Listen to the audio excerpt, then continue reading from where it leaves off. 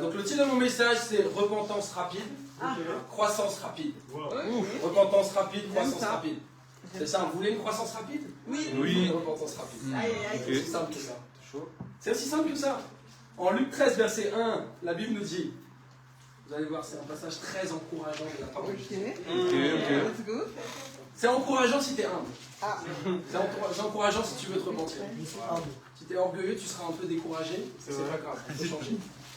En Luc 13, verset 1, c'est écrit: à ce moment-là, quelques personnes qui se trouvaient là racontèrent à Jésus ce qui était arrivé à des Galiléens dont Pilate avait mélangé le sang avec celui de leur sacrifice. Sympathique. Jésus leur répondit: pensez-vous que ces Galiléens étaient de plus grands pécheurs que tous les autres Galiléens parce qu'ils ont subi un tel sort? Non, je vous le dis. Mais si vous ne changez pas d'attitude, vous périrez tous de même.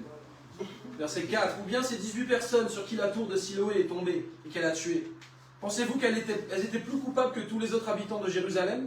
Non, je vous le dis. Mais si vous ne changez pas d'attitude, vous périrez tous de même. Il dit aussi cette parabole: un homme avait un figuier planté dans sa vigne. Il vint y chercher du fruit, il n'en trouva pas. Alors il dit au vigneron: voilà 3 ans que je viens chercher du fruit sur ce figuier, et je n'en trouve pas. Coupe-le. Pourquoi occupe-t-il la terre inutilement? Le vigneron lui répondit: Seigneur, laisse-le encore cette année. Je creuserai tout autour, et j'y mettrai du fumier. Peut-être à l'avenir donnera-t-il du fruit, sinon tu le couperas. Repentance rapide, croissance rapide. Okay. Le message de Jésus, il est clair. On doit changer. On doit changer en fait. Si on ne change pas, qu'est-ce qui se passe? On meurt. On meurt peut-être pas physiquement, immédiatement, d'accord, mais on meurt spirituellement, petit à petit, avec les compromis qu'on fait par rapport au péché. Et ici, il y a cette image en fait véritablement par rapport au figuier. Donc le figuier, c'est qui? C'est chacun d'entre nous. Le figuier, ça représente l'être humain. Okay. Et le vigneron ici, ça représente Dieu. D'accord? Donc Dieu regarde le figuier, il n'y a pas de fruit sur ce figuier. Attends, je vais le couper de la terre.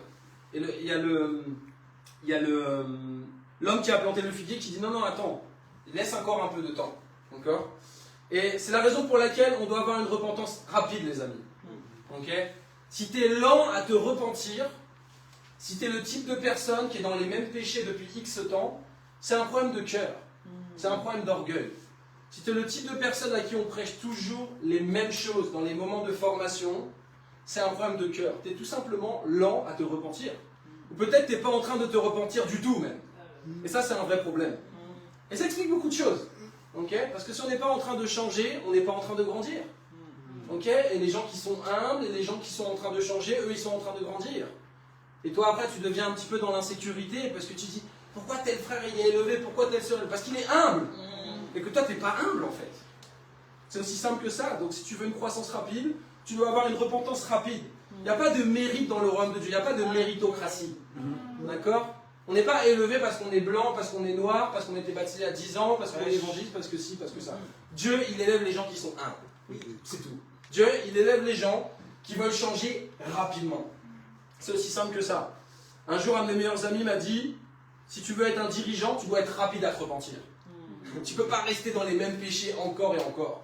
Tu as fait une erreur, tu te relèves, et la dernière fois que tu as péché, c'était la dernière fois que tu as péché.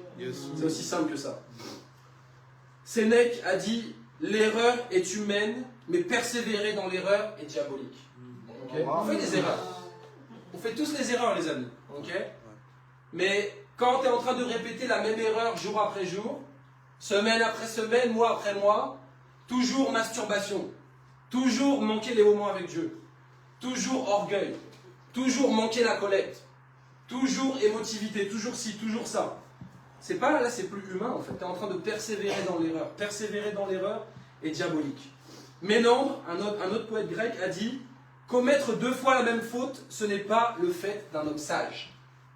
Tu dois apprendre de tes erreurs. Tu dois apprendre de tes erreurs. C'est aussi simple que ça. Cicéron a dit: c'est le propre de l'être humain de se tromper. Mais seul l'insensé persiste dans l'erreur.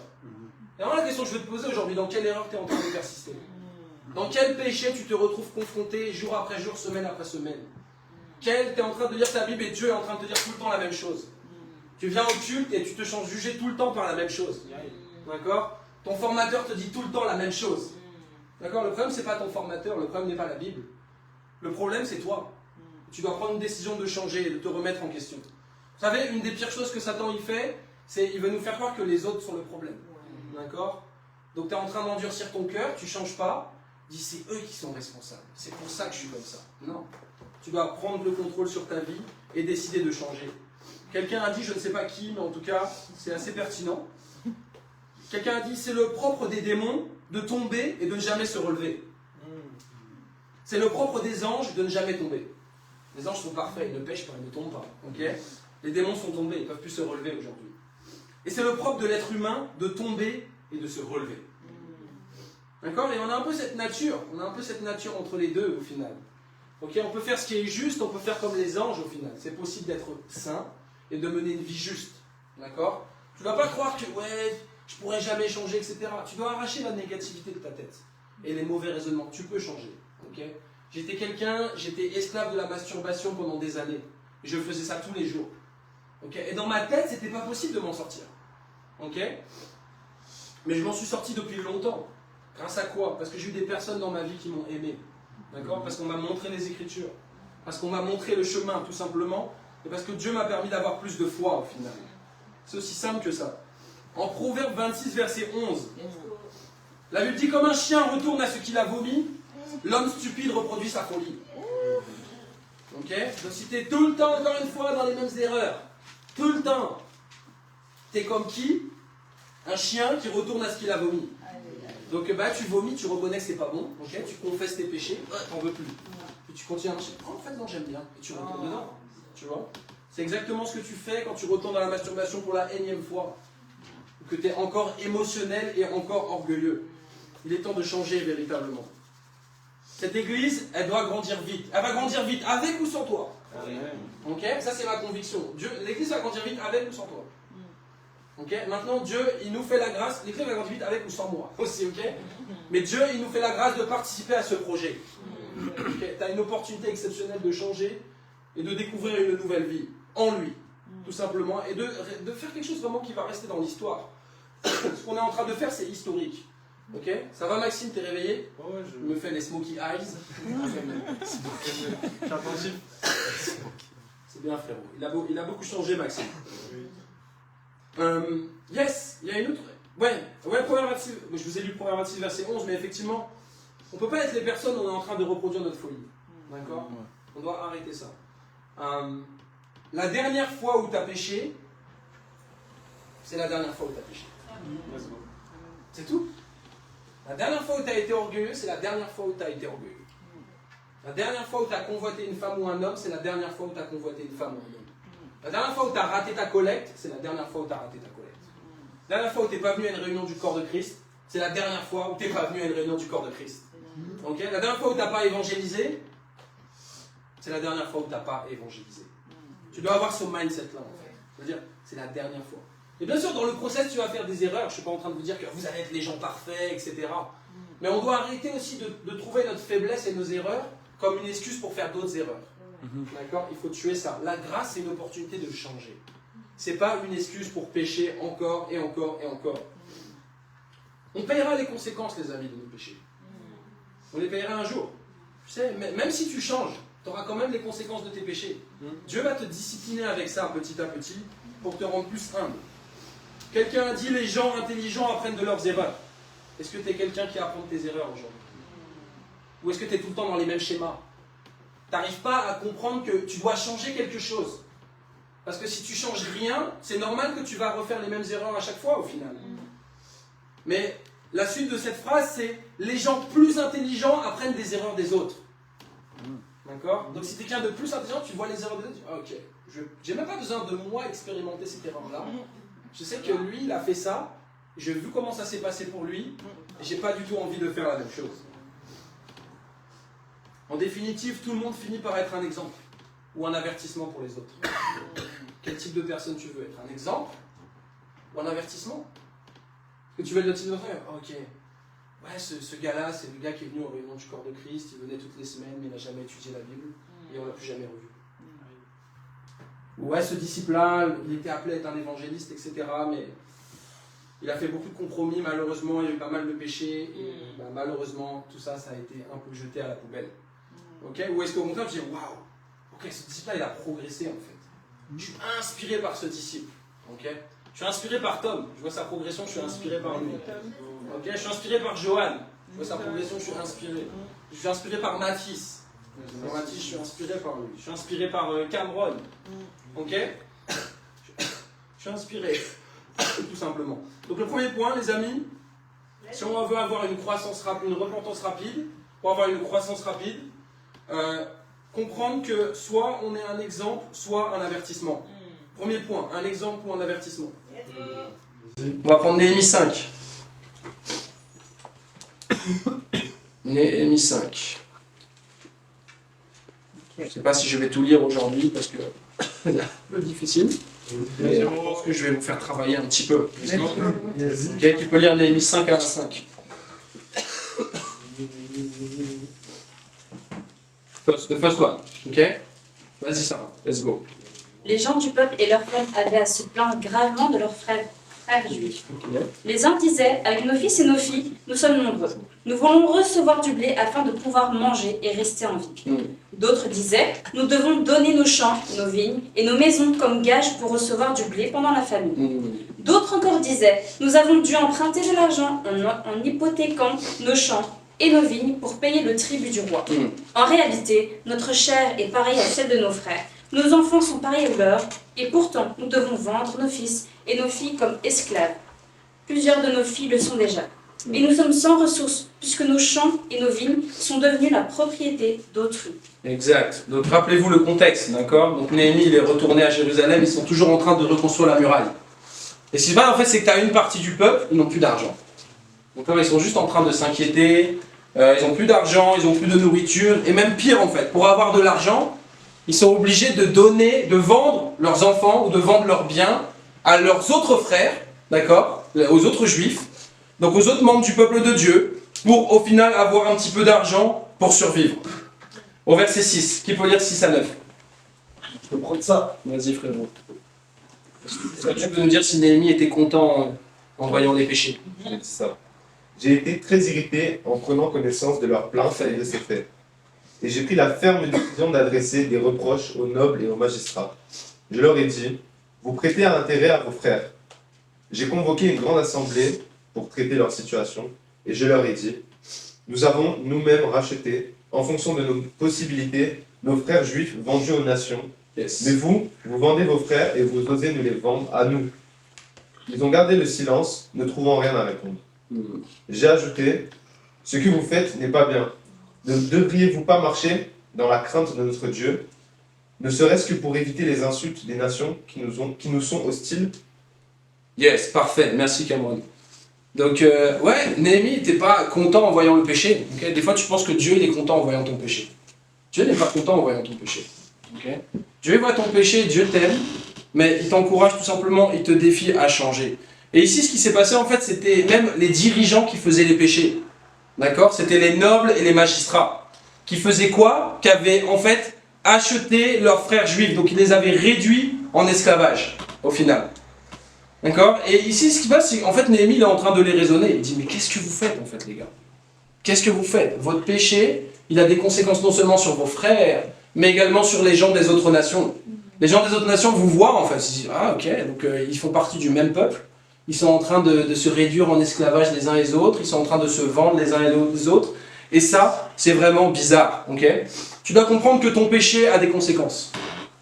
Ton péché a des conséquences sur toi, mais ton péché a des conséquences sur les autres.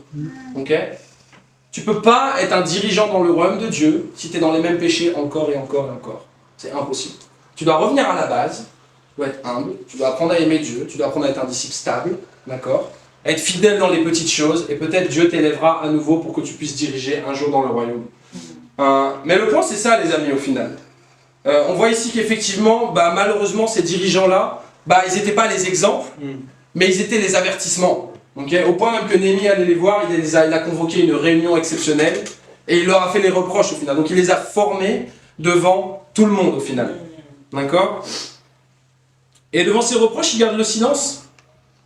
Des fois, il n'y a rien à dire en fait. On doit juste prendre responsabilité. On ne peut pas faire avec nos raisonnements, nos émotions. Oh là là là, oui, mais là là là là là. Non, arrête de parler en langue en fait. Sois juste humble. Si Dieu te forme sur quelque chose, c'est qu'il y a une raison là-dessus. Oui. Ouais.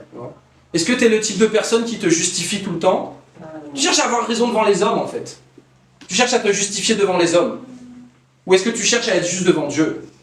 D'accord? Jésus, il était sans péché, mais pourtant, il n'a même pas cherché à se justifier devant les hommes ou à avoir raison. D'accord? Les amis, on ne doit pas chercher à avoir raison, on doit chercher à être juste. Dieu, tout le monde a tort. Okay? J'ai tort, tout le monde a tort, les amis. C'est Dieu qui a raison. Tu ne dois pas te soucier d'avoir raison. Tu n'es pas là pour gagner un débat. Okay? Quand tu es formé ou tu es dans une étude publique, tu n'es pas là pour oh, c'est moi qui vais gagner, je vais avoir raison avec mes arguments et je vais montrer que je suis juste. Non. Le simple fait que tu fais ça, ça montre que tu n'es pas juste en fait. D'accord? Tu dois chercher à être juste devant Dieu et on s'en fiche que tu aies raison ou non devant les hommes au final. On doit vraiment changer ce cœur-là, véritablement. Edwin Cooper, vous ne le connaissez pas, moi non plus jusqu'à ce matin, j'ai trouvé l'illustration ce matin. Edwin Cooper était un homme célèbre aux USA. Et ça, je pense que vous connaissez, c'est Bozo le clown. Bozo le clown, c'est un peu connu. Okay. Qui connaît? Ok, donc c'est un clown quoi. C'est un peu bizarre, j'aime pas trop les clowns, frérot, perso. J'ai un peu peur, mais en tout cas, c'était une émission qui marchait plutôt bien. Et pendant des années, en fait, il a joué le rôle d'un clown dans une émission télévisée. Et donc, il faisait une performance à chaque fois. D'accord? Et à la fin de son émission, il prenait le temps d'avertir les gens. Donc vraiment, le show, c'était assez décalé, d'accord? C'était du fun, c'était marrant, c'était plaisanterie, tout ça. Mais à la fin, il y avait quand même un message plus sérieux. D'accord? Le message plus sérieux, c'était quoi? Il invitait en fait les gens à se faire dépister du cancer. D'accord? Donc il disait en fait, rappelez-vous les amis, ok? Personne n'est à l'abri, et peut-être vous avez un cancer, peut-être pensez à vous faire dépister. Ok? À chaque émission, il était en train de rappeler ça au final. Et il a fait ça pendant des années, et jusqu'au jour, il a appris que lui-même, il avait un cancer en phase terminale. D'accord? Et vous savez ce qui est triste dans cette histoire? En fait, il a dit aux gens toute sa vie de se faire vérifier pour leur cancer, mais il ne l'a jamais fait pour lui-même. D'accord? Et c'est une histoire tragique véritablement parce que cet homme-là, quand il l'a appris, il était trop tard, il est mort à 41 ans. D'accord? Il est mort jeune en fait. Et ouais, c'est quelqu'un malheureusement qui n'a pas suivi ses propres avertissements. Et bien sûr, vous savez que l'image du cancer, c'est quoi? C'est le péché. Ok? Donc, tu peux être ce type de personne-là qui est en train d'avertir les autres sur leur péché. Ok? Tu es en train de dire, ouais, toi, tu es dans le péché, toi, tu dois changer, toi, ci, toi, ça. Mais tu oublies de vérifier ton propre péché au final. Tu oublies d'être cette personne-là qui, au final, tu dois d'abord te remettre en question toi et changer dans cette position d'humilité. D'accord? Et malheureusement, cette personne-là, les gens le voyaient, ils disaient qu'il était exemplaire, mais en fait, ils trouvaient qu'il n'était pas exemplaire, il était un mauvais exemple. Il est quelqu'un qui n'a pas suivi les avertissements. Quel type de personne tu es aujourd'hui? Est-ce que tu es en train de faire en sorte d'être un exemple? Dans tout, j'ai envie de dire. Dans ta justice, 2025, c'est l'année de la justice. D'accord? C'est pas l'année du péché. C'est pas l'année du n'importe quoi. C'est pas l'année des émotions. C'est pas l'année de l'impureté. C'est l'année de la justice. D'accord? Et ma conviction, c'est que Dieu va nous bénir quand on a un cœur et des actions qui sont justes, véritablement. Là, vous avez cette conviction-là aussi, les amis. Oui. Verset 10, qu'est-ce qui peut lire 10 à 13. Je peux lire. Vas-y, let's go. Le premier. Attends, le premier, il va. Moi-même, avec mes frères et mes serviteurs, nous leur prêtons de l'argent et du blé. Renonçons donc à ce qu'ils nous doivent. Rendez-leur aujourd'hui leurs champs, leurs vignes, leurs oliviers et leurs maisons, ainsi que l'intérêt que vous avez exigé d'eux, le centième de l'argent, du blé, du vin nouveau et de l'huile. Ils ont répondu, nous allons les rendre et nous n'allons rien exiger d'eux. Nous allons faire ce que tu dis. Après avoir appelé les prêtres, je les ai fait jurer de tenir parole. J'ai même secoué la poche de mon manteau en disant que Dieu secoue de la même manière, pour l'arracher à sa maison et à ses biens tout homme qui n'aura pas agi de façon à respecter cet engagement. Qu'un tel homme soit ainsi secoué et se retrouve les mains vides. Toute l'assemblée a dit Amen et a célébré l'Éternel et le peuple a tenu parole. Amen. Toute l'assemblée a dit Amen. Génial. Quelqu'un qui ne respecte pas cet engagement-là, Dieu va tout lui prendre. Parfait. Et ensuite, on voit vraiment l'exemple de Néhémie. Néhémie est en train de former les responsables du peuple, mais en même temps, lui, il est dans cet exemple-là, où il dit, en fait, eux, certains membres du peuple me devaient de l'argent, mais moi, j'ai décidé d'effacer toutes leurs dettes. Est-ce que tu es ce type de personne-là? Est-ce que tu es le type de personne qui tient les griefs aux autres? D'accord? Parce que la dette, c'est aussi le péché, c'est aussi une image du péché, d'accord? Ouais, ce frère-là, il m'a dit ça, il m'a fait ça... ça m'a blessé, etc. Lâche la dette en fait, laisse tomber. D'accord? Apprends à pardonner. Sois libre. D'accord? Arrête d'être guidé par ton ressentiment, par ton amertume, parce que crois-moi, si Dieu il doit ressortir la dette qu'il a contre toi, ça va être chaud. D'accord, ça va être très chaud. Donc il faut être humble, véritablement, et lâcher prise, apprendre à pardonner. Peut-être que tu dois être honnête aussi. Peut-être dire, ouais, mon frère, ma soeur, tu m'as blessé. D'accord, tu dois avoir une conversation honnête, mais ça vaut pas le coup de garder de l'amertume et du ressentiment dans ton cœur. Tu vois, parce que ça, c'est quelque chose qui va te faire beaucoup de dégâts à moyen terme au final. D'accord? Et donc, tous les responsables ici prennent la responsabilité de dire, ok, nous aussi, on va faire la même chose que toi, Néhémie. Ok, donc tu peux pas prêcher quelque chose si t'es pas un exemple. Néhémie ne peut pas prêcher quelque chose si lui-même il le fait pas. Je ne peux pas vous prêcher quelque chose si je suis pas en train de faire ce que je dis.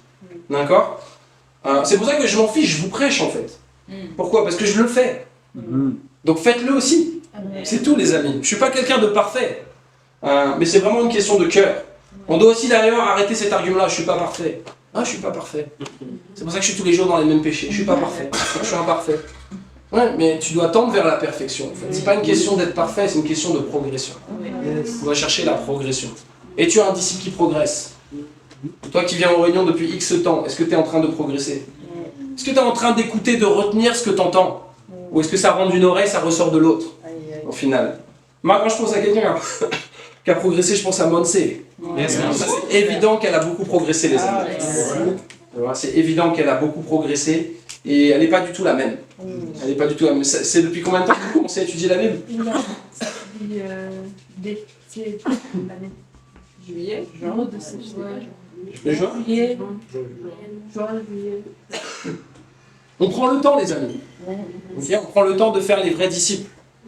Donc, mais Dieu il est patient avec nous. Mais encore une fois, n'abusons pas de cette patience. Mais Monse, vraiment, elle n'est pas du tout la même. D'accord? Elle n'a pas du tout le même cœur. Pas du tout les mêmes actions, c'est évident. Là voilà, elle est zélée, elle est joyeuse, d'accord, elle a plus peur de sa maman. Elle est là pour prêcher la parole en fait, d'accord. Et je suis vraiment convaincu à 100% par son baptême. Ça va être un baptême puissant parce qu'elle est une vraie disciple de Jésus-Christ. Donc je suis fier de toi, Monse. Ouais, et ici ils sont tous en train de prendre l'engagement de le faire. Elle dit, ok, quand tu prends l'engagement, est-ce que tu es le type de personne à respecter ton engagement?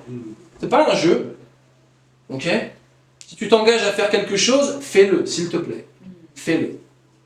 Si tu t'engages à donner ta collègue chaque semaine, fais-le, maintenant. Si tu dis dans ton moment de formation que tu vas faire ça, et que tu fais pas, ça fait de toi quoi? Un menteur, c'est tout. Donc, ce que tu dis, c'est important. Ok? Et moi, je vous le dis, il y a des moments de formation, je ne vais pas perdre mon temps. Si je vois que les frères disent « Oui, oui, amen » et tout, et la semaine d'après, il n'y a rien du tout, ça va être vite fait, les frères. Je ne vais pas perdre de temps. Il doit y avoir une repentance rapide pour une croissance rapide.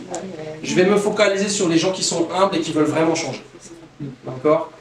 Je ne vais pas perdre de temps avec les gens qui ne veulent pas changer et qui sont en train de me faire perdre mon temps aussi également. Ok? Et ça doit être ton cœur également aussi. Oui. Ça doit être ton cœur également aussi. En Néhémie 5, versets 14 à 18. Qui peut lire ça? 14 à 18. Vas-y, Melvin. Laisse mon frère.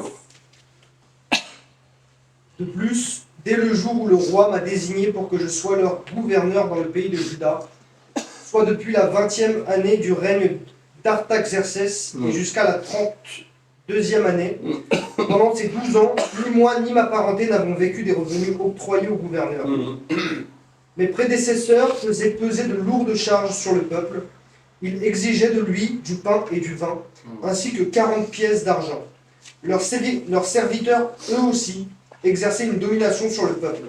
Pour ma part, je n'ai pas agi de cette manière, et ce par crainte de Dieu. Verset 16. J'ai même travaillé à la réparation de cette muraille, et je n'ai acheté aucun champ. De plus, mes serviteurs étaient tous ensemble occupés à ce travail. J'admettais à ma table 150 juifs et magistrats, sans compter ceux qui venaient chez nous des nations environnantes. Chaque jour, on m'apprêtait un bœuf, 6 moutons de choix et de la volaille, et ce, à mes frais. Et tous les 10 jours, on préparait en abondance toutes sortes de vins. Malgré cela, je n'ai pas réclamé les revenus octroyés au gouverneur, car de lourdes charges pesaient déjà sur ce peuple. Exactement. Donc Néhémie, en fait, pendant 12 ans, il a décidé de gouverner en Israël, Jérusalem, mais il n'a pas pris la paye de gouverneur. En gros, c'est ça. Et ouais, trouve un ministre qui va faire ça aujourd'hui. Un ministre qui va gouverner gratuitement. Néhémie, c'était quelqu'un qui était exemplaire. Il n'était pas là pour l'argent en fait. Il n'était pas là pour la recherche d'un intérêt personnel ou la recherche d'un gain personnel. Il était là parce qu'il aime Dieu et qu'il veut aider le peuple de Dieu. D'accord? Il voulait reconstruire la muraille de Jérusalem. C'est tout ce qui l'intéressait. D'accord? Et non seulement il n'était pas en train de demander de l'argent, mais en plus il était en train de sacrifier personnellement, financièrement. D'accord? Est-ce que tu es des types de personnes, tu fais une bénévolence pour 5 euros? Ah, j'ai dépensé 5 euros, je fais une bénévolence. Non, laisse tomber en fait. Tu dois accepter, dans le royaume, c'est aussi ça. Okay? Vous pensez que je suis en train, moi, de tout le temps faire des demandes de bénévolence pour tout? Il y a plein de choses, je paye, c'est tout. Je m'en fiche. D'accord? Si j'ai l'argent, je donne. Okay? C'est aussi simple que ça. Et on doit avoir le même cœur. On doit avoir le même cœur, clairement, au final. Néhémie, il est quelqu'un, il faisait pas ça pour l'argent. Il faisait ça pour, encore une fois, par amour. C'est quoi ton cœur aujourd'hui? Est-ce que tu as le cœur d'un mercenaire ou est-ce que tu as le cœur du bon berger? On sait que le mercenaire, il faisait le job du berger, mais pour l'argent. Et quand les vrais problèmes ils arrivent, il décampe. Okay? Mais le bon berger, il est là, il est fidèle, il ne bouge pas. Okay? Payé ou pas payé, il était fidèle. D'accord? Et moi, je vous ai déjà dit mon cœur, les amis. Si demain, je dois retrouver un travail, et que je ne dois plus avoir d'argent pour diriger le ministère à temps plein, je dois diriger cette église en ayant un travail, je vais le faire. Je m'en fiche, en fait. Moi, je suis libre par rapport à ça. Maintenant, ma conviction et nos convictions dans les églises, c'est qu'une église va quand même avancer beaucoup plus rapidement, avec au moins 2 personnes qui sont à temps plein, okay? Un évangéliste ou une dirigeante des femmes. Mais mon cœur, c'est je suis prêt à faire n'importe quoi pour faire avancer cette église. D'accord? Et c'est le même cœur que vous devez avoir, les amis. C'est plus le moment de penser à soi-même. T'es pas heureux, en fait, quand tu penses à toi-même. Okay? Quand tu as le mindset égoïste, t'es pas libre, t'es pas heureux. Tu es en train de t'inquiéter pour tout et pour rien, et t'en as le même point dans ta vie, au final. Donc on doit tous mettre la main à la pâte aussi concernant la collecte, bien entendu. En Néhémie 5, verset 19, c'est écrit « Mon Dieu, souviens-toi pour mon bien de tout ce que j'ai fait pour ce peuple. » Ok, donc Néhémie n'était pas en train de chercher la récompense des hommes. Il n'était pas en train de chercher l'approbation de « Oh, j'ai fait ça, j'espère que tout le monde va me voir. » Tout le monde va m'élever dans les bonnes nouvelles. On va dire à quel point je suis une personne incroyable et spirituelle. Non, on s'en fiche. Si quelqu'un le fait, amen, accepte-le, sois humble. Mais cherche pas ça en fait. Néhémie, il cherchait juste à ce que Dieu le récompense. D'accord? Et c'est ce cœur-là que tu dois avoir. Donc mon défi, il est simple. Tu dois chercher à être un exemple. Ok? Tu dois chercher à être un exemple. Si tu ne cherches pas à être un exemple pour les gens qui t'entourent, tu seras un avertissement pour les gens qui t'entourent. Il n'y a que 2 choix en fait. Soit tu seras un exemple, soit un avertissement. Point numéro 2. Let's go. Les pièges tendus par les perdus. Les pièges tendus par les perdus. Ouais, il y a des gens perdus, ils te tendent aussi les pièges. Des fois volontairement, des fois involontairement. Et c'est ce qu'on va voir en Néhémie 6, versets 1 à 4. Qui peut lire ça? Vas-y, Képi. Vous n'avez pas encore posé les battants des portes lorsque Sanballat, Tobija et Geshem l'arabe et nos autres ennemis ont appris que j'avais reconstruit la muraille et qu'il n'y restait plus de brèche. Alors Sanballat et Geshem m'ont fait parvenir ce message. Viens, ayons une tribu ensemble dans les villages de vallée de Nord. Ils avaient l'intention de me faire du mal. Je leur ai envoyé des messagers avec cette réponse. J'ai une grande tâche à accomplir, je ne peux pas descendre là-bas. Pourquoi le travail devait-il être interrompu pendant que j'abandonnerai pour vous rejoindre? Ils m'ont adressé 4 fois la même demande, avec toujours la même réponse de ma part. Exact. Donc on voit ici, ouais, une force. Donc on voit ici vraiment que les persécuteurs, là, donc on se rappelle, on les a vus dans les chapitres précédents, et donc eux, ils étaient en train de persécuter ostensiblement, ils faisaient des menaces, d'accord, même il y avait de l'intimidation, il y avait de la calomnie, il y avait aussi des violences physiques, en tout cas ils voulaient en venir aux violences physiques, et là ils disent on va changer la stratégie, d'accord, on dit viens Néhémie, viens, on va parler, on va discuter ensemble, d'accord, ils veulent avoir une entrevue ensemble dans la vallée d'Ono, d'accord, et c'est quoi? Bah tout simplement c'était un piège. Ouais. C'était un piège, ils voulaient l'avoir dans cette vallée-là, peut-être pour le tuer, d'accord, probablement c'était pour le tuer au final. Mais Néhémie, qu'est-ce qu'il a dit? J'ai pas le temps. J'ai pas le temps pour vous les gars en fait. J'ai des choses à faire. Et c'est le même cœur que tu dois avoir. Il y a des gens autour de toi, ils sont pas ouverts, ok, ou ils sont là pour persécuter. Mais ils sont là juste parce qu'ils veulent attirer l'attention. Oh, regarde-moi, viens, on va passer du temps ensemble, etc. On n'a pas le temps. Ok, on doit se focaliser sur les gens qui sont ouverts. On doit se focaliser sur les uns les autres, bien sûr, s'aider les uns. Bien sûr, se focaliser d'abord sur Dieu. Mais vraiment focaliser sur le fait de construire l'église et de faire les disciples. D'accord? Il y a des gens perdus, ne veulent pas changer, et ils deviennent les distractions. D'accord? Ils sont aussi les sources de persécution. Et Néhémie, il a été ferme. D'accord? Même s'ils ont insisté 4 fois, c'était un peu émotionnel, effectivement, c'était en train de forcer. Lui, il a dit non, non, non, non, non, toujours non. Ok? J'ai clairement quelque chose à faire. C'est le type de conviction que tu dois avoir. Valet d'Ono, Ono, ça veut dire fort. D'accord? Des fois, on pense qu'on est fort. On dit, oh, je vais partir pendant 2 semaines avec ma famille en vacances et je suis fort, je suis spirituel. Ça va aller. Ça va pas bien se passer, crois-moi. Ça risque d'être chaud pour toi. Ok? Si t'es pas humble et que t'as pas un plan et que tu prends pas les conseils, ça risque d'être chaud spirituellement. D'accord? Donc tu dois aussi être conscient de où t'en es spirituellement. Des fois, on se compare à Jésus. T'es pas Jésus en fait. Je suis pas Jésus. J'ai pas la foi de Jésus. Jésus, il avait assez de foi pour se retrouver au milieu des prostituées, des collecteurs d'impôts et des pharisiens, sans que eux, ils aient un impact sur lui, sans que eux, ils le poussent au péché, mais que lui, il ait un impact sur eux. Est-ce que c'est toi aujourd'hui, ça? Et si tu dis oui, t'as baptisé qui dernièrement? Parce que crois-moi, tu vas pas impacter ta famille comme ça si déjà t'arrives pas à impacter dans ton quotidien quelqu'un avec qui tu vas étudier la Bible. D'accord? Donc, tu dois arrêter de penser que tu es fort d'un point de vue humain. Ouais. On est faible. Et la première force, c'est d'être conscient de ses faiblesses. Oui. Parce que quand tu es conscient de tes faiblesses, tu peux vraiment dépendre de Dieu et tu fais les choses avec sagesse. Donc ici, c'était un piège et Néhémie ne voulait certainement pas se retrouver en tête à tête avec ces gars-là parce qu'il savait qu'ils n'étaient pas ouverts et qu'ils avaient une mauvaise idée derrière la tête, tout simplement. Tu dois faire preuve de sagesse et tu dois aussi mettre des limites avec ton entourage. Okay? Des fois, nos familles sont émotionnelles. Oh, on va passer du temps ensemble toute la journée. On va parler de la Bible pendant 3 heures. D'accord? Et après, ça devient des conversations émotionnelles et ça mène à rien du tout. La question que j'ai pour toi, c'est qui est en train de diriger entre toi et ta famille? Tu vois? Est-ce que tu es en train de diriger ta famille? Comment tu dois diriger ta famille? Tu dois mettre les limites. Tu dois mettre des limites en fait. Dire, ok, on peut passer l'après-midi ensemble, ça va, mais après j'ai autre chose à faire. D'accord? Tu peux pas être dans une espèce de relation émotionnelle, parce que nos familles, ou nos amis aussi parfois, dans le monde, ils sont émotionnels, ils veulent tout le temps du temps, etc. Mais ils veulent pas changer. D'accord? Donc, il faut être sage, tu dois mettre des limites de temps, des limites de lieu aussi. D'accord? Des fois, c'est mieux de se retrouver dans un endroit qui est neutre. C'est mieux de se retrouver dans un endroit qui est neutre. Parce qu'il y a des endroits où tu vas te retrouver, c'est pas forcément une bonne idée. D'accord? S'il y a eu des antécédents avec ta famille, ou avec tes amis, etc., c'est peut-être pas une bonne idée de te retrouver tout seul avec eux, chez eux au final, tu vois. C'est mieux de les voir dans un lieu public. Il doit aussi y avoir des limites de parole et d'attitude, il y a des choses que tu dois pas accepter. Ok? S'il y a commencé à avoir des gros mots devant toi, ou je sais pas, c'est en train de persécuter, ils sont en train de parler mal d'un frère, d'une sœur, ou même de la Bible, c'est écoute, moi je parle plus en fait. Je parle plus. Donc il faut que vous soyez ferme, on doit arrêter d'être sentimentaux. Tu vas pas gagner ta famille, ou tes amis, ou tes collègues parce que tu es sentimental, certainement pas. Tu vas les gagner parce que tu es ferme. D'accord? Et ils vont te respecter parce qu'ils vont voir que tu as des convictions. Mais que tu es en train d'essayer de leur faire plaisir, tu n'es pas en train d'essayer de faire plaisir à Dieu au final. D'accord? Et au final, tu es en train d'aller dans la mauvaise direction. Regardez le verset 5. Qui peut lire 5 à 9? Vas-y, Mélia. La 5e fois, Sanballat m'a fait parvenir ce message par son serviteur.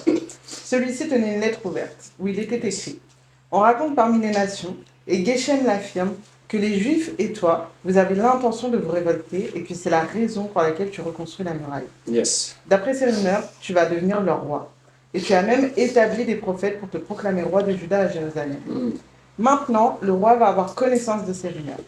Viens donc et tenons conseil ensemble. J'ai fait répondre à Sanballat, il n'y a rien de vain. C'est toi qui les inventes de toutes pièces. Tous ces gens voulaient nous effrayer. Ils se disaient, ils baisseront les bras et le travail ne se fera pas. Ok, yes. Donc quand il voit que Néhémie refuse d'aller dans le piège, de passer les moments émotionnels ensemble, du coup ce qui se passe c'est que maintenant il est en train de jouer avec les commérages, avec les rumeurs et les calomnies. On raconte ci, on raconte ça. Il y a beaucoup de gens qui racontent beaucoup de choses sur l'église. D'accord. Et j'ai hâte de les voir en fait ces personnes-là. Et en fait, le point c'était quoi? Néhémie il a clairement compris que c'était une stratégie pour effrayer le peuple. D'accord? Pour effrayer le peuple et pour qu'il puisse arrêter de faire le travail de reconstruire la muraille. D'accord? Donc les commérages, ça peut être pas mal de choses. D'accord? Les commérages, c'est des rumeurs, c'est des calomnies. Ça peut être le bouche à oreille. Ok? Ah, t'as entendu ça, t'as vu ça. Apparemment, ils font ça. T'es allé voir? Non, je suis pas allé voir, mais c'est ce que j'ai entendu. Ok? Non, viens en fait. Véritablement, il faut que ces personnes-là puissent voir. Qu'est-ce qu'on a? Les réseaux sociaux, bien sûr. Les réseaux sociaux, malheureusement, c'est une plateforme où il y a beaucoup de commérages, de rumeurs, de calomnies. Et ouais, il y a une fille avec qui on a étudié la Bible la semaine dernière. Et elle était fâchée parce qu'on lui a dit qu'elle n'était pas humble, elle n'était pas prête à changer. Et soi-disant, elle est une chrétienne, d'accord? Et elle a dit, ouais, je vais vous persécuter sur tous les réseaux sociaux et je vais raconter qui vous êtes. Merci, parfait. Vas-y, en fait. C'est parfait. Merci pour la publicité. Et t'es juste toi en train de prouver que t'es pas une vraie disciple. Parce qu'il n'y a aucun disciple qui a jamais persécuté personne. C'est aussi simple que ça. Donc les gens ils vont être dans la peur, ils vont être dans l'amertume, dans l'insécurité. Et donc leur arme, c'est quoi? Les commérages. Les rumeurs. Non, on a entendu ça, on a vu ça, c'est passé ça. Non. Donc malheureusement, ici c'était leur problème et c'est ce qu'on retrouve aussi beaucoup aujourd'hui. Il y a même aussi pas mal de commérages, pas mal de rumeurs avec ce qui s'est passé il y a un mois, avec cette faction qu'il y a eu dans l'église à Los Angeles. Il y a eu une lettre énorme qui est sortie, là c'était une lettre aussi. Et c'est une lettre de rumeur, une lettre de commérage au final. Et les gens ils parlaient tous sur les réseaux sociaux. Et je lui dis c'est n'importe quoi, tu commences à mettre ton pied là-dedans, t'es mort quoi. C'est un truc qui va détruire ta foi.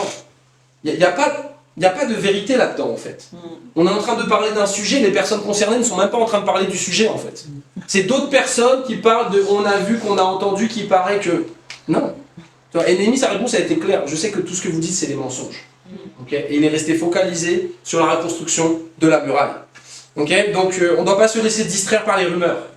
On ne doit pas se laisser distraire par les calomnies et par les commérages. Jésus a été crucifié à cause des commérages. D'accord? Ouais, apparemment, Jésus, tu veux te révolter contre les Romains. Ouais, Jésus, tu veux te proclamer roi, apparemment. T'as dit que t'allais détruire le temple. D'accord? Rien de tout ça, c'était vrai. Mais il a été crucifié sur les commérages. Donc les commérages, ça peut aller loin, les amis. Qui peut lire 10 à 13? Moi, je veux bien lire. Ok, vas-y, et toi. Let's go.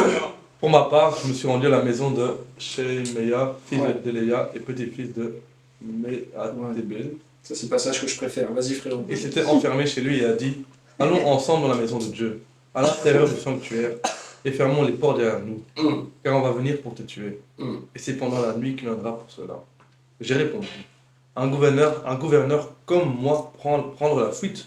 Du reste, comment un laïc tel que moi pourrait-il entrer dans le sanctuaire et rester en vie? Je n'y entrerai pas. » J'ai discerné par là que ce n'était pas Dieu qui l'avait envoyé, mais qu'il prononçait cette prophétie sur moi parce que Sanballat et Tobia l'avaient soudoyé. Yes. Par son intermédiaire, ils espéraient me faire peur pour que je suive son conseil et commettre ainsi un péché. Cela leur aurait permis de salir ma réputation et m'enlever tout crédit. Yes, merci Edouard, génial. C'est toujours les mêmes armes, toujours la peur en fait. Encore toujours la peur. Ils essayent de faire peur en fait à Néhémie et faire peur au peuple pour qu'ils arrêtent de construire la muraille. Une décision motivée par la peur n'est jamais une bonne décision. Quand tu vois quelqu'un arriver comme ça dans l'insécurité, dans le stress, oh attention, déjà c'est bon. Déjà spirituellement, tu y es pas du tout. T'es pas dans la foi. Et ouais, j'aime bien, Mathis il m'avait raconté une histoire comme ça. Une fille qui lui avait dit « Non mon frère, il faut surtout pas que t'ailles là-bas. C'est des fous, c'est une secte. Ils sacrifient les enfants. C'est sûr. » Bon, ça je rajoute. Et elle était dans l'insécurité, elle était dans le stress en fait. D'accord? Un peu comme ce religieux, ce prêtre au final. C'est ils vont te tuer. Attention Néhémie, etc. En fait, tu vois juste la personne, elle est dans l'insécurité et tu as besoin de foi en fait. D'accord? Je vais pas suivre tes peurs. Je vais pas suivre tes insécurités au final. Des fois, nos familles aussi, ils sont inquiets, donc ils ont peur pour nous. Malheureusement, c'est aussi un peu leur manière de nous aimer. C'est pas une bonne manière spirituellement, mais comme ils n'ont pas de relation avec Dieu, leur manière d'aimer, c'est un peu la peur, c'est un peu les inquiétudes. Alors, qu'est-ce qui va se passer pour toi? Qu'est-ce qui va arriver? Mais comment tu vas gagner de l'argent? Oui, mais c'est qui ces gens? C'est quoi ça? Pourquoi c'est pas catholique? Pourquoi ci? Pourquoi ça? Au final. Donc c'est pareil, on ne doit pas se laisser driver par ça, les amis. Véritablement. Et donc ici, on a ce fameux prêtre qui dit « Ouais, viens dans la maison de Dieu. » Viens dans la maison de Dieu. C'est un religieux ici, c'est un piège qui est tendu par un religieux. Donc le mec, c'est l'équivalent d'un faux chrétien au final. C'est un prêtre, il est un vrai prêtre, mais le problème c'est qu'il n'est pas juste devant Dieu. Et qu'il n'est pas en train de pratiquer la justice de Dieu. Et Néhémie, il a dit, non, jamais je vais aller le suivre dans la maison de Dieu. T'as des gens comme ça, t'as des religieux, ils disent, ouais, viens dans mon église. Viens dans mon église. Viens. Non, je dis, jamais je vais aller là-bas. Jamais je vais aller dans ta fausse église, ils sont pas en train de prêcher la vérité. Ok, avec le pasteur de Momentum, un jour, il m'a dit, viens le dimanche matin au culte. J'ai dit, j'ai pas que ça à faire en fait. Je suis un évangéliste, je dirige une église, je fais des disciples. Tu penses que je vais me déplacer le dimanche matin pour aller voir ta fausse église de gens qui sont en train d'accepter Jésus dans leur cœur? J'ai déjà vu le fruit en fait. J'ai eu un échange avec toi et j'ai étudié la Bible avec pas mal de gens de Momentum. Tu vois, il était un petit peu choqué. Mais je m'en fiche, ok? On n'est pas là pour faire plaisir aux hommes. On n'est pas là pour faire plaisir aux hommes, on est là pour plaire à Dieu. Et Néhémie, en fait, il a discerné. Il a dit, ouais, je peux pas aller dans la maison de Dieu. Pourquoi? Dans le sanctuaire de la maison de Dieu, parce que c'était réservé aux prêtres. D'accord? Et Néhémie n'était pas un prêtre. Donc en fait, c'est comme ça que c'est écrit, hein? C'est comme ça qu'il a discerné que ce que ce prêtre-là lui disait, c'était un piège. Parce qu'en fait, il était en train de lui prêcher quelque chose qui était contraire aux Écritures. D'accord? Et voilà comment tu dois discerner les faux chrétiens et les religieux aujourd'hui. Ils veulent te tendre les pièges. Ils sont en train de te prêcher quelque chose qui est contraire aux Écritures. C'est pas biblique? Ok, déjà éliminé. Viens étudier la Bible. T'es dans l'insécurité, t'as peur, t'es machin, déjà éliminé. Viens étudier la Bible. Aussi simple que ça. Donc Néhémie, il a pu discerner grâce à ces deux marqueurs-là. Ce que le prêtre lui disait de faire n'était pas biblique, c'était contraire à la Bible. D'accord? Parce que techniquement, il devait mourir s'il faisait ça. Le prêtre était quelqu'un qui n'était pas prêtre ne pouvait pas rentrer dans le sanctuaire. Et en plus, il voyait que le prêtre, il était dans l'insécurité, il était dans la peur au final. D'accord? Je pense qu'on doit aussi faire attention à notre attitude, les amis. Puisqu'on sait que les prêtres sont aussi les disciples. C'est une image les prêtres royaux, c'est une représentation des disciples. D'accord? Donc notre attitude, malheureusement, si on n'est pas juste, si on est dans la peur, si on est inquiet, si on est en train de montrer un exemple qui n'est pas biblique, bah malheureusement, si on n'a pas la foi de Néhémie, ça peut entraîner des fois nos frères et nos sœurs dans le péché au final. Donc il y a une plus grande responsabilité et une plus grande exemplarité qui est attendue de la part d'un dirigeant. C'est aussi simple que ça. Okay? Si tu veux être un dirigeant dans le royaume de Dieu, ne sois pas étonné. C'est pas juste. Si tu cherches à ce qui est juste, c'est pas juste. Okay? Jésus qui meurt à la croix, c'est pas juste. D'accord? On doit enlever les concepts de justice personnelle. C'est pas une question de justice humaine ou de justice personnelle. Quand tu es un leader dans le royaume, ouais, tu es appelé à plus d'exemplarité, bien entendu. Tu es appelé à une plus grande responsabilité. Il y a des choses peut-être que tu ne peux plus faire. Pourquoi? Parce que ça devient une occasion de chute pour les autres. Peut-être toi tu pouvais le faire quand tu étais le disciple, voilà, entre guillemets, tu n'avais pas trop d'autres responsabilités envers les autres, mais peut-être cette responsabilité-là peut devenir une occasion de chute. En Néhémie 6, verset 14, c'est écrit « Mon Dieu, souviens-toi de Tobija et de Sanballat en les traitant conformément à leur façon d'agir. Souviens-toi aussi de la prophétesse Noadia et des autres prophètes qui cherchaient à m'effrayer. » Ok, donc on a Tobija et Sanballat, donc c'était les païens, d'accord? Et on a les prophètes, il était entouré de faux prophètes en fait, d'accord? Ces personnes-là, ils étaient en train de l'effrayer, et en fait, ils n'étaient pas en train de construire la muraille avec lui, mais au contraire, ils étaient en train d'essayer de l'empêcher, et ils étaient soudoyés par le monde en fait. D'accord? Et aujourd'hui, il y a beaucoup de faux prophètes comme ça, ils sont soudoyés par le monde.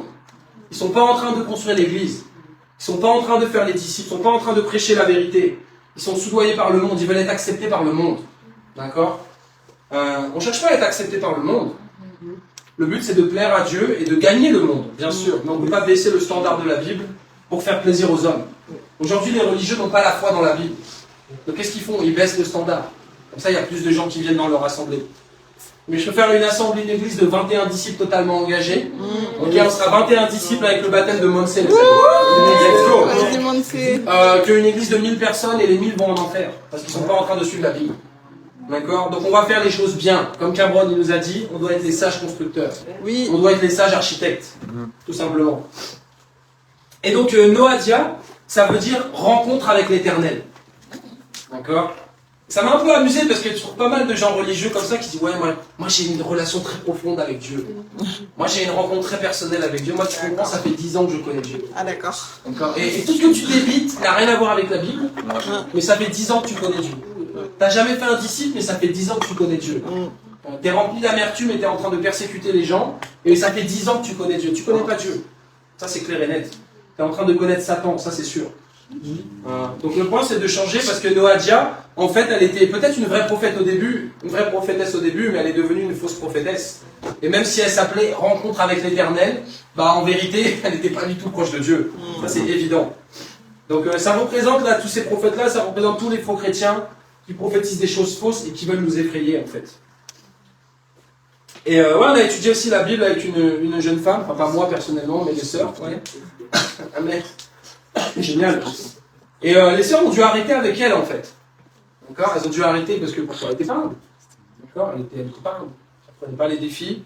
Il y avait beaucoup d'orgueil et de religiosité. D'accord. Mais dans les études, c'est toujours ah d'accord, ok, je vais changer. Et après sur le groupe WhatsApp, non en fait vous êtes les fausses prophétesses. D'accord. Donc elle a dit ça aux sœurs. D'accord. Sur le groupe. Mais elle disait ça un peu de manière détournée. D'accord. Elle ne le disait pas honnêtement. Mais elle le disait un petit peu de manière détournée. De façon à ce qu'elles comprennent que ouais, elle était en train de parler des sœurs au final. C'est toujours par message. Ouais. Okay, c'est intéressant comment les gens ils ont des discours différents quand ils sont en face de toi. En face de toi, ouais d'accord, ouais c'est vrai, par message. En fait j'ai réfléchi, ce que vous dites c'est pas bon, etc. Non, tu dois être un homme, tu dois être une femme de Dieu. Okay, c'est aussi simple que ça. Et elle a dit que ouais, les sœurs étaient les fausses prophètes. Et que Mallory devait être brisé. Beaucoup de cœur, avec beaucoup d'amertume. Beaucoup de jalousie. Et voilà, l'histoire normalement est censée s'arrêter là. D'accord. Et en fait, je me rends compte que dernièrement, elle a envoyé plein de messages à des disciples. Bien sûr, les disciples, elle n'a pas envoyé de messages à Mallory. Okay. Elle n'a pas envoyé des messages à des gens qui l'ont prêché vraiment. Elle a dit ouais, hein. Bien évidemment. C'est ça. Et elle a envoyé des messages. Oh, je voulais te dire à quel point tu es une personne absolument incroyable. Tu es une personne absolument merveilleuse. Vraiment, tu as changé ma vie. Elle a parlé 5 minutes. Tu as changé ma vie. J'espère qu'on va se revoir très bientôt, etc. C'est juste hypocrite en fait. Tu dois arrêter d'être dans la flatterie, dans le mensonge et dans la séduction. D'accord. Parce que ouais, malheureusement, c'est une des méthodes de l'ennemi aussi. Si l'ennemi ne peut pas te persécuter directement, il va essayer de te flatter. Oh, t'es une personne encore. Sarah, vraiment, je veux dire qu'à toi, mais pas les autres. D'accord. Les autres, ils sont méchants. Ils sont des mauvaises personnes. Mais toi, t'es vraiment quelqu'un d'extraordinaire. Tu vois. Une personne qui fait ça, elle est en train de créer la division. Ouais. Elle est en train vraiment de créer la division. Et malheureusement, c'est ce qui s'est passé aussi. C'est ce qu'ils ont essayé de faire avec Néhémie. Et ce faux prêtre là qui a essayé de le flatter et de le séduire au final. Tu dois pas être naïf. Ne sois pas naïf, s'il te plaît. Je ne dis pas de soupçonner le mal, mais il faut discerner. D'accord. La Bible dit on reconnaît un arbre à ses fruits. Donc tu vois le fruit. Tu dis la Bible, orgueil, religiosité, la personne elle a fui. Je t'aime, ok, t'es où? Je t'aime énormément, t'es où? T'es pas dans ma vie en fait. Parce que l'amour c'est des actions. Ouais. L'amour c'est pas un message sur Instagram en fait. Yes.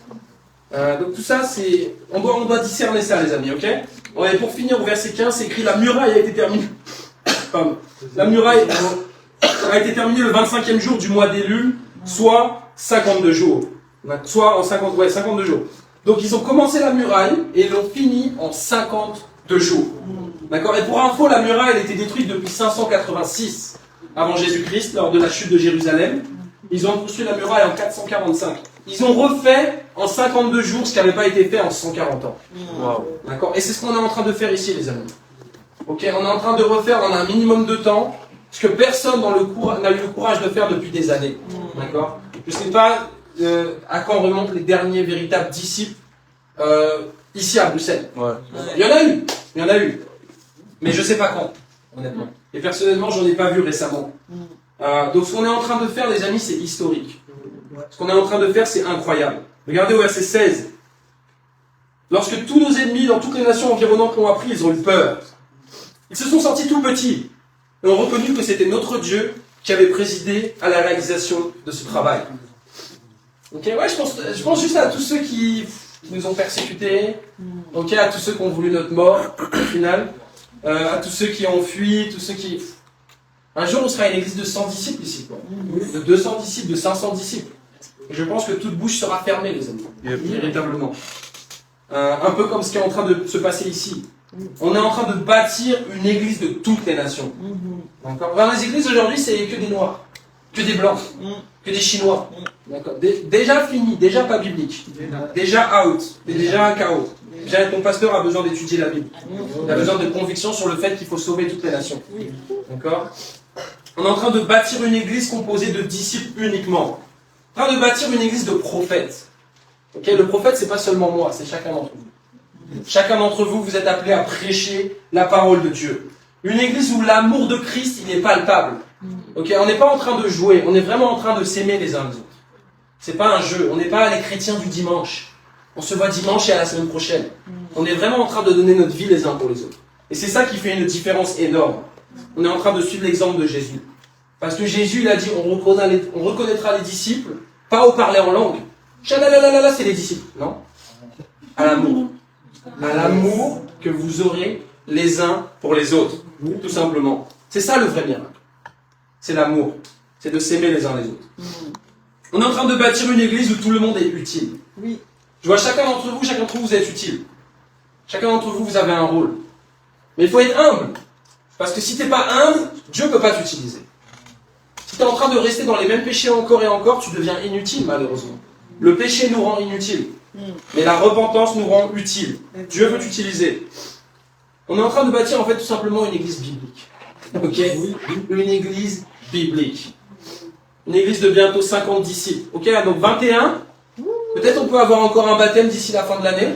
Je pense que c'est possible. Je pense aussi. Peut-être Nicolas, s'il nous regarde, il peut être baptisé. Tout est possible. Je sais pas. Si quelqu'un revient avec le bon cœur, ça peut aller vite aussi. Oui.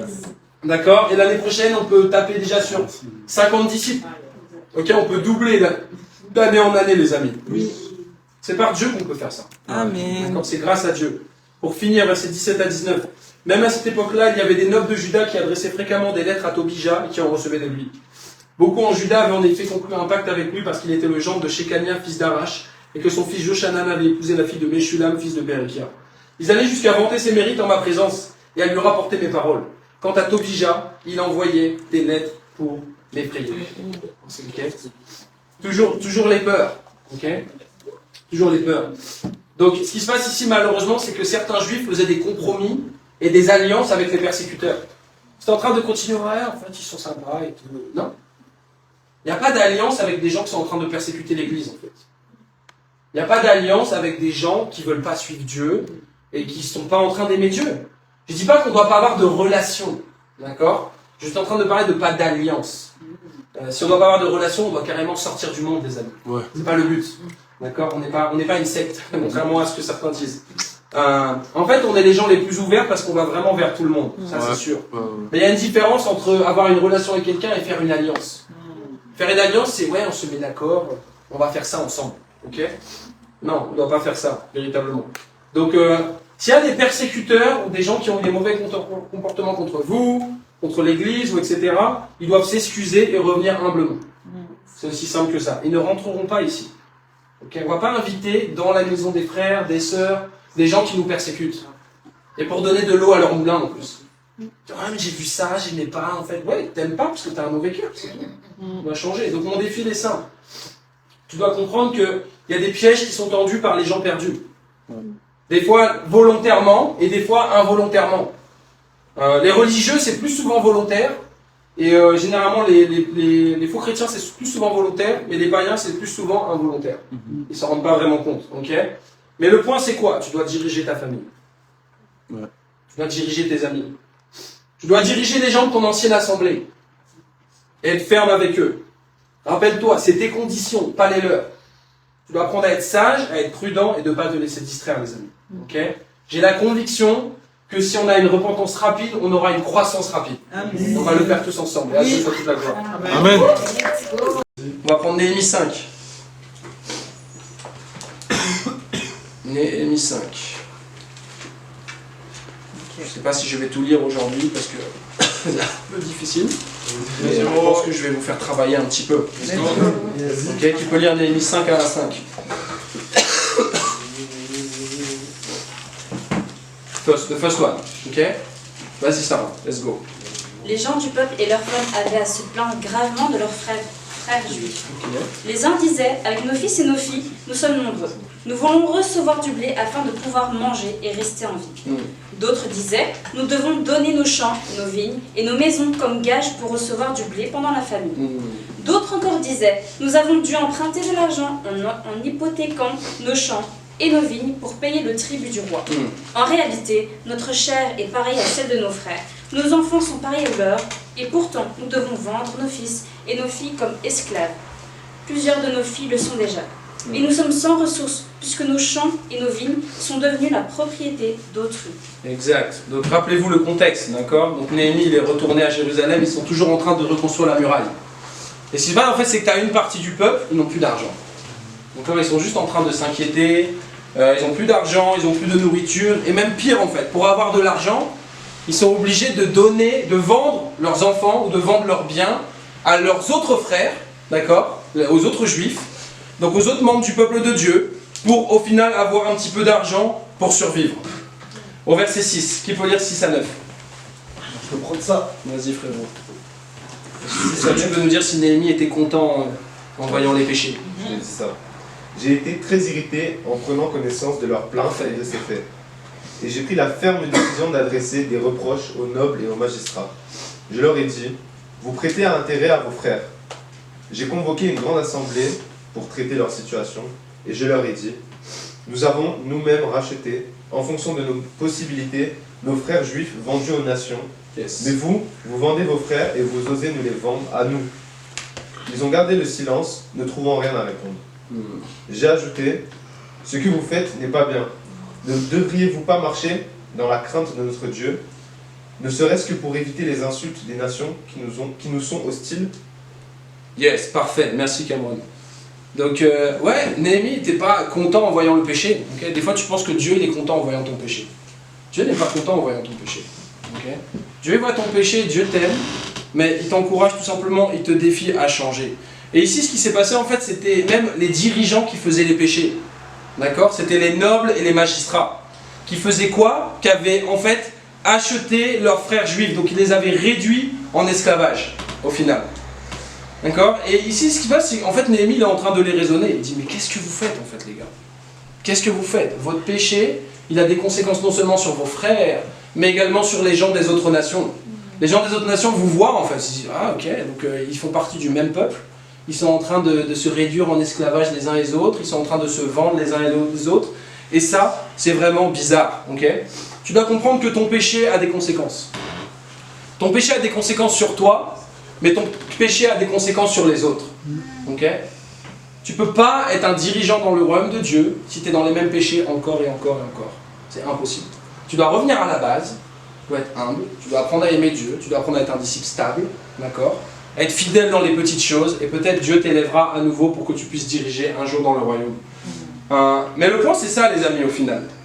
On voit ici qu'effectivement, malheureusement ces dirigeants-là, ils n'étaient pas les exemples, mais ils étaient les avertissements. Okay? Au point même que Néhémie allait les voir, il a convoqué une réunion exceptionnelle et il leur a fait les reproches au final. Donc il les a formés devant tout le monde au final. D'accord? Et devant ces reproches, il garde le silence. Des fois, il n'y a rien à dire en fait. On doit juste prendre responsabilité. On ne peut pas faire avec nos raisonnements, nos émotions. Oh là là là, oui, mais là là là là là. Non, arrête de parler en langue en fait. Sois juste humble. Si Dieu te forme sur quelque chose, c'est qu'il y a une raison là-dessus. Oui. Est-ce que tu es le type de personne qui te justifie tout le temps? Tu cherches à avoir raison devant les hommes en fait. Tu cherches à te justifier devant les hommes. Ou est-ce que tu cherches à être juste devant Dieu? D'accord? Jésus, il était sans péché, mais pourtant, il n'a même pas cherché à se justifier devant les hommes ou à avoir raison. D'accord? Les amis, on ne doit pas chercher à avoir raison, on doit chercher à être juste. Dieu, tout le monde a tort. Okay? J'ai tort, tout le monde a tort, les amis. C'est Dieu qui a raison. Tu ne dois pas te soucier d'avoir raison. Tu n'es pas là pour gagner un débat. Okay? Quand tu es formé ou tu es dans une étude publique, tu n'es pas là pour oh, c'est moi qui vais gagner, je vais avoir raison avec mes arguments et je vais montrer que je suis juste.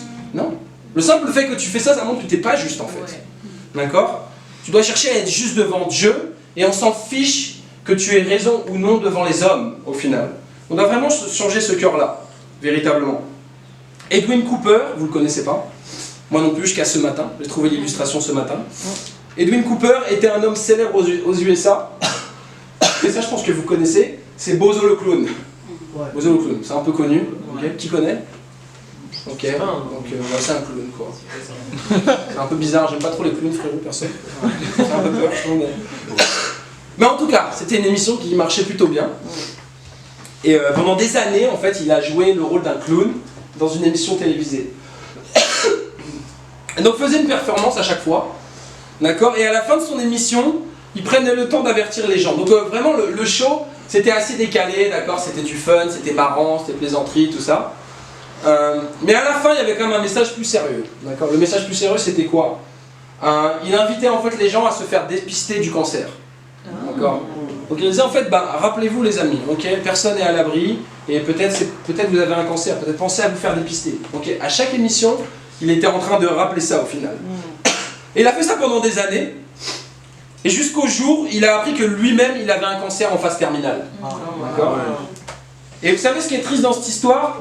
En fait, il a dit aux gens toute sa vie de se faire vérifier pour leur cancer, mais il ne l'a jamais fait pour lui-même. D'accord. Et c'est une histoire tragique véritablement parce que cet homme-là, quand il l'a appris, il était trop tard, il est mort à 41 ans. D'accord. Il est mort jeune en fait. Et ouais, c'est quelqu'un malheureusement qui n'a pas suivi ses propres avertissements. Et bien sûr, vous savez que l'image du cancer, c'est quoi? C'est le péché. Ok. Donc, tu peux être ce type de personne-là qui est en train d'avertir les autres sur leur péché. Ok. Tu es en train de dire, ouais, toi, tu es dans le péché, toi, tu dois changer, toi, ci, toi, ça. Mais tu oublies de vérifier ton propre péché au final. Tu oublies d'être cette personne-là qui, au final, tu dois d'abord te remettre en question toi et changer dans cette position d'humilité. D'accord. Et malheureusement, cette personne-là, les gens le voyaient, ils disaient qu'il était exemplaire, mais en fait, ils trouvaient qu'il n'était pas exemplaire, il était un mauvais exemple. Il est quelqu'un qui n'a pas suivi les avertissements. Quel type de personne tu es aujourd'hui? Est-ce que tu es en train de faire en sorte d'être un exemple? Dans tout, j'ai envie de dire. Dans ta justice, 2025, c'est l'année de la justice. D'accord? C'est pas l'année du péché. C'est pas l'année du n'importe quoi. C'est pas l'année des émotions. C'est pas l'année de l'impureté, c'est l'année de la justice. D'accord? Et ma conviction, c'est que Dieu va nous bénir quand on a un cœur et des actions qui sont justes, véritablement. Là, vous avez cette conviction-là aussi, les amis. Oui. Verset 10, qu'est-ce qu'il y a écrit? Qui peut lire 10 à 13? Je peux lire. Vas-y, let's go. Le premier. On n'a pas de temps, le premier. Moi-même, avec mes frères et mes serviteurs, nous leur prêtons de l'argent et du blé. Renonçons donc à ce qu'ils nous doivent.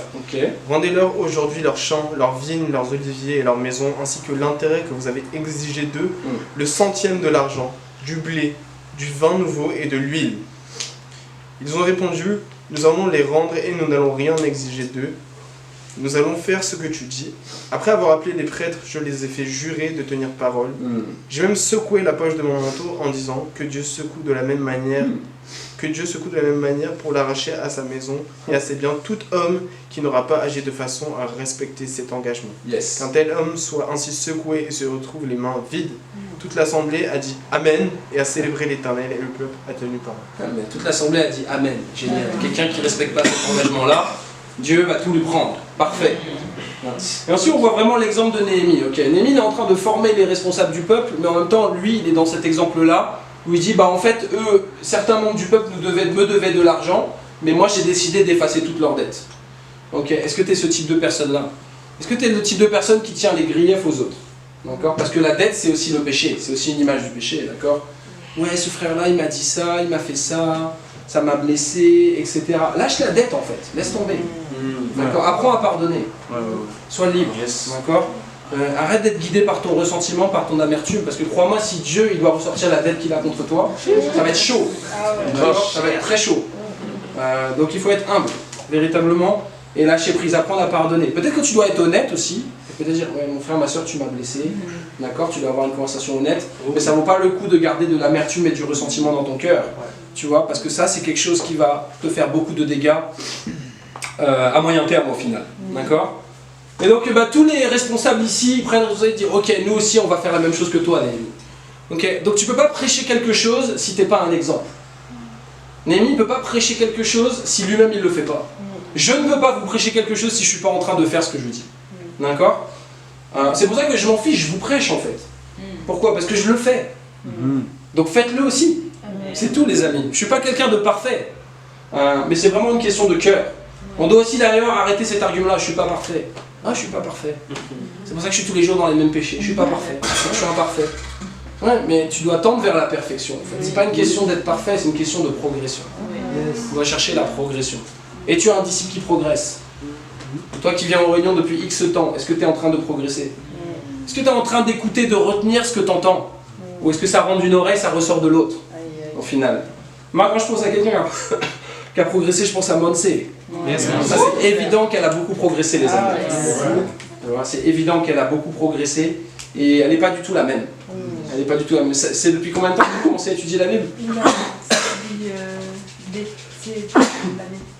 Juillet. Juin. On prend le temps, les amis. Ok, on prend le temps de faire les vrais disciples. Donc, mais Dieu il est patient avec nous, mais encore une fois, n'abusons pas de cette patience. Mais Monse, vraiment, elle n'est pas du tout la même. D'accord? Elle n'a pas du tout le même cœur, pas du tout les mêmes actions. C'est évident. La voilà, elle est zélée, elle est joyeuse. D'accord? Elle n'a plus peur de sa maman. Elle est là pour prêcher la parole en fait. D'accord? Et je suis vraiment convaincu à 100% par son baptême. Ça va être un baptême puissant parce qu'elle est une vraie disciple de Jésus-Christ. Okay? Donc je suis fier de toi, Monse.